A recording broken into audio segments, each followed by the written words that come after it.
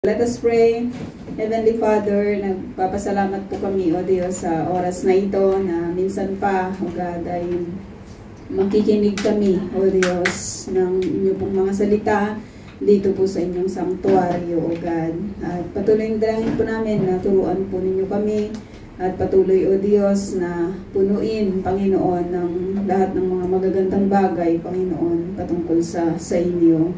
At patawarin po ninyo kami sa lahat ng aming mga pagkukulang, pagsalansang, O Diyos, mga hindi nagawa, Panginoon, na naisin niyo upang sa gabi po na ito ay aming makita, malaya po naming mapakinggan, malaya po naming matanggap, O Diyos, malaya na makapasok, O God, ang inyong pong salita sa aming pong mga buhay. At ang inyong lingkod ay kulang sa kaalaman, kaya patuloy yung dalangin po namin, O Diyos, na kayo po yung magturo at kayo yung mangusap, Panginoon. Gamitin lamang po ninyo ako as your mouthpiece, O God, ng inyo pong mga nais, O Diyos, na ibahagi, Panginoon, sa inyo pong mga anak.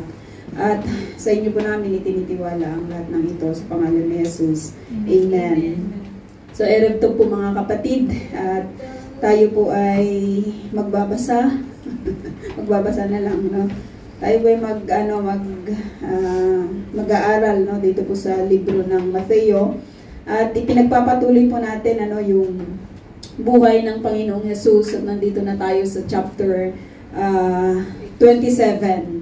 So nakita natin, no, from the very beginning na ipresent sa atin ni Matthew kung saan nanggaling ang Panginoong Jesus, ano yung kanyang mga ginawa, no, magmula nung siya ay bata pa, at nung siya tinawag ng Diyos sa paglilingkod, ay nakita po natin kung ano po yung kanyang mga ginawa, no? Wala siyang ibang inintindi kung hindi yung gawin ng kalooban ng Panginoon sa pamamagitan ng pagbabahagi sa salita ng Lord, pangungusap sa mga tao tungkol sa kingdom o tungkol sa kaharian ng Diyos. Nagpagaling ng lahat ng mga may sakit, lahat ng uri ng sakit ay kanya pong pinagaling.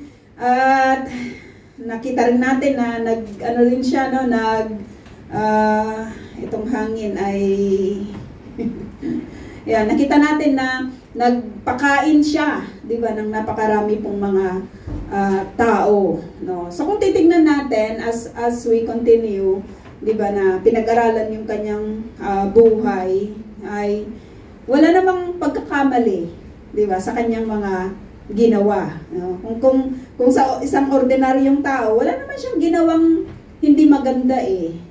Kung titingnan natin, papag-aralan natin yung lahat ng kanyang mga ginawa, ay masasabi natin na napakabait ng tao na ito, di ba, nagbibigay siya ng pagkain, nagpapagaling siya, di ba, ng mga may sakit, tinuturuan niya yung mga tao ng tungkol sa Diyos, inilalapit niya yung mga tao, 'di ba, tungkol sa Diyos.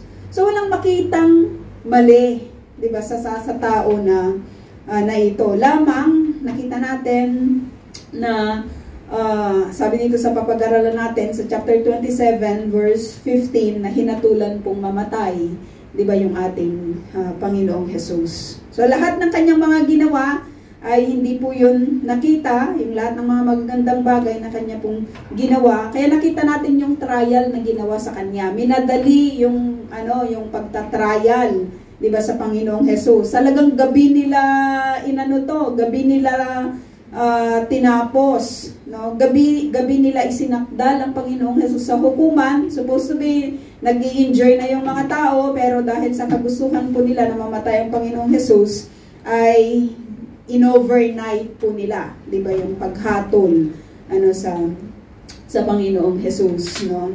At sabi dito, mga kapatid, na kasi marami na ring sinulat itong si Mark, marami ding sinulat itong si Luke at si John ng patungkol sa account po na ito, 'di ba, ng paghatol na mamatay ang Panginoong Jesus. So mag-focus lang tayo dito sa Matthew. Sabi dito sa verse 15, nakaugalian na ng gobernador na tuwing Pasko ay magpalaya ng isang bilanggo na hinihiling ng taong bayan. Pero kung titignan natin, pumunta po ang taong bayan, kasama po ng mga religious leaders dito po kay Pilate. Kasi doon sa trial, di ba, na itinuro sa atin na nung dinala si Jesus kay Pilato, Walang nakitang kasalanan itong si Pilato. Kaya tanong siya ng tanong, sabi niya, ano bang kasalanan ng taong ito? Sabi ng mga tao, inililigaw niya yung marami. Inililigaw niya yung marami. Hindi yun kasalanan sa Rome.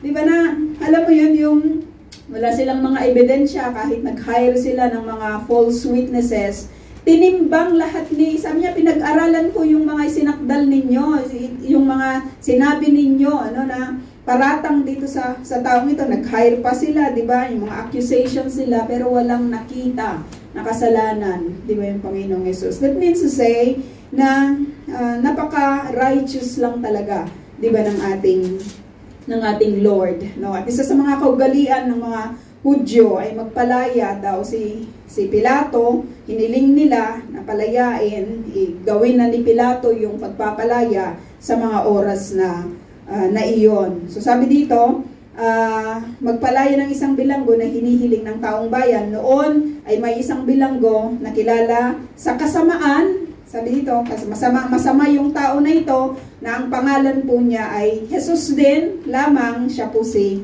Barabas. No? Si Jesus of Nazareth versus dito po kay Jesus na Barabas. So yung description dito kay Barabas, isa po siyang masamang tao, isa siyang nagpro-promote, 'di ba, ng kaguluhan sa Israel, at isa siyang mamamatay tao. So yun yung ipapantay ngayon dito sa Lord, no? Itong si Barabas at itong si Jesus. Sino yung kanilang palalayain? Nang magkatipon ng mga tao, itinanong sila ni Pilato, sino ang ibig ninyong palayain ko? Si Jesus, Barabas, o si Jesus na tinatawag na Kristo? Si Jesus na Barabas or si Jesus na tinatawag na Kristo, sabi nitong si Pilato. So ginagawa ni Pilato 'yon, no, every year.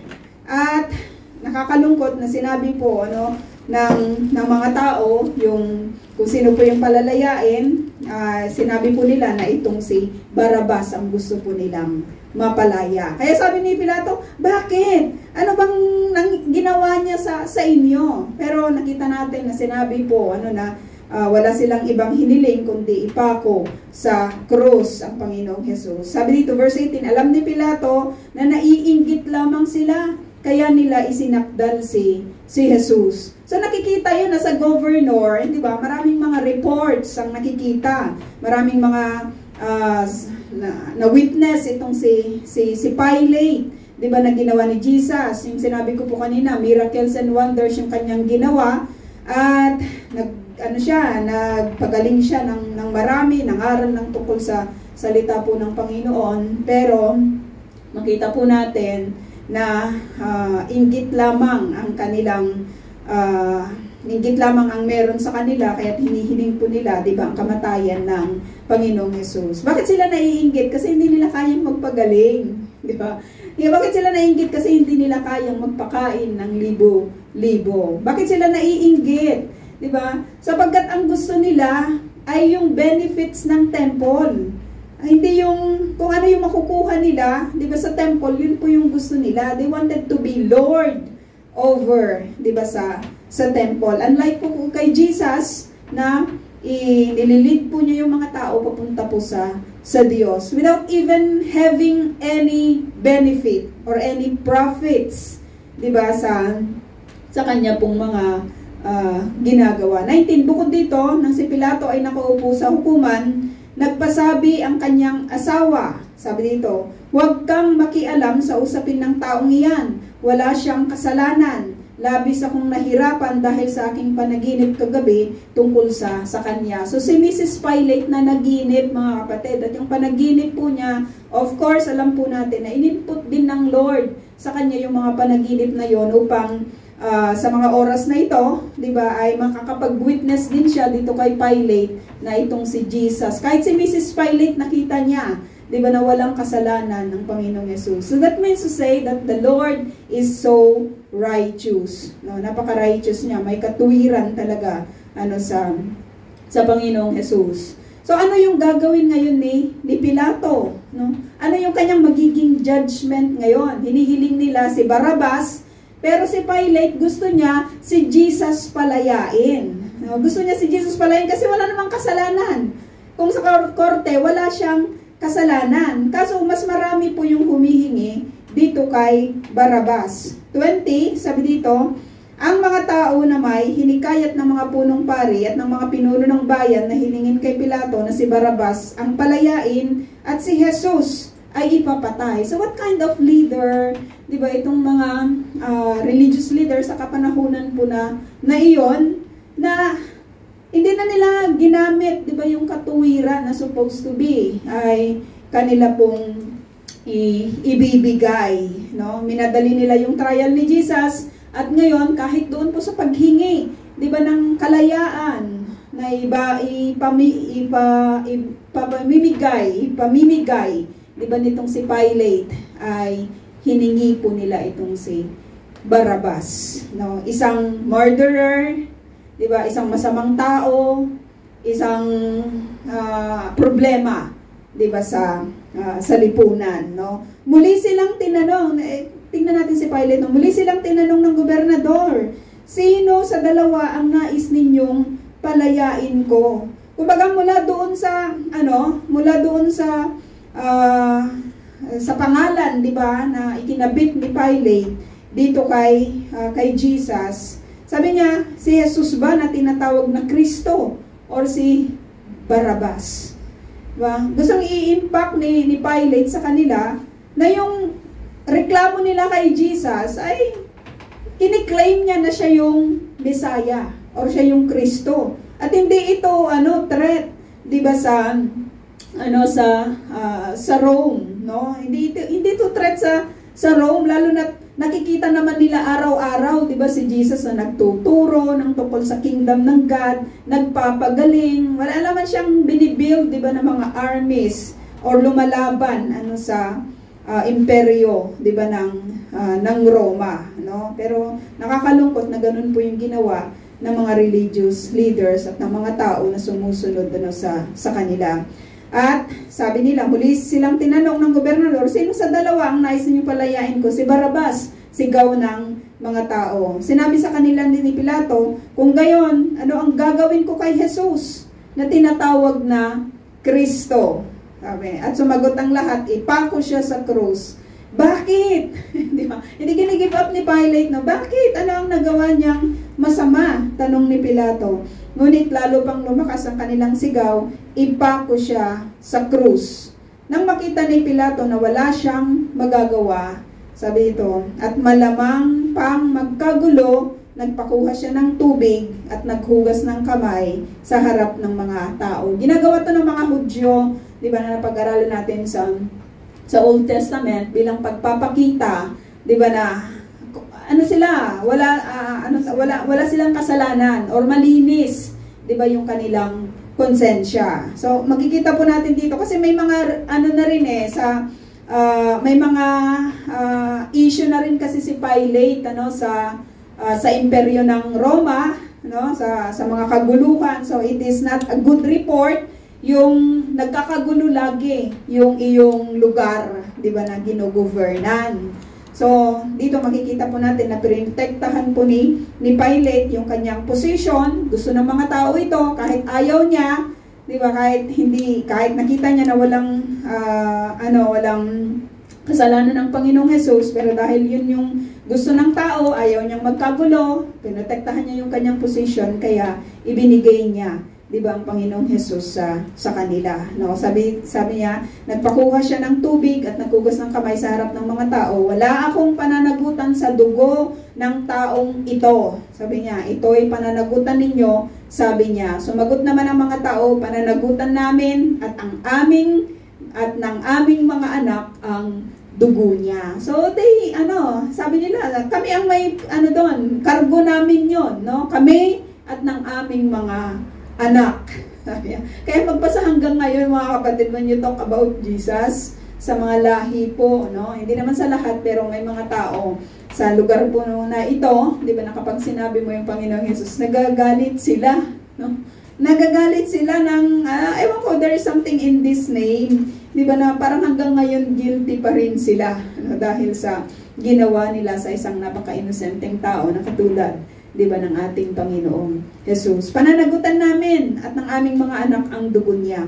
Pinalaya nga ni Jesus si Barrabas at ipinahagupit naman si Jesus pagkatapos ibinigay niya sa kanila upang ipako sa krus.